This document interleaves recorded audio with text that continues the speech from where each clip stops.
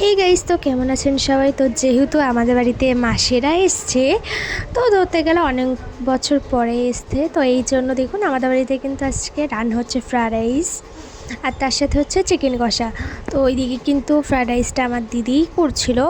তো এখানে ভালো করে মানে চালটা আগে ভালো করে সিদ্ধ করে নিয়ে এখানে কিন্তু ক্যাপসিকাম, বিন, গাজর, ঘি, কাজু, কিশমিশ সব দিয়েছিল। আর আমার হাতে যে মটরশুঁটিটা দেখতে পাচ্ছেন, যেহেতু এই সময় মটরশুঁটি পাওয়া যায় না, তো যে সময় মানে মটরশুঁটি পাওয়া যেত তখন কিন্তু আমরা শুকিয়ে রেখেছিলাম, আর ওটাই এখন ভিজিয়ে কাজে লাগাচ্ছি।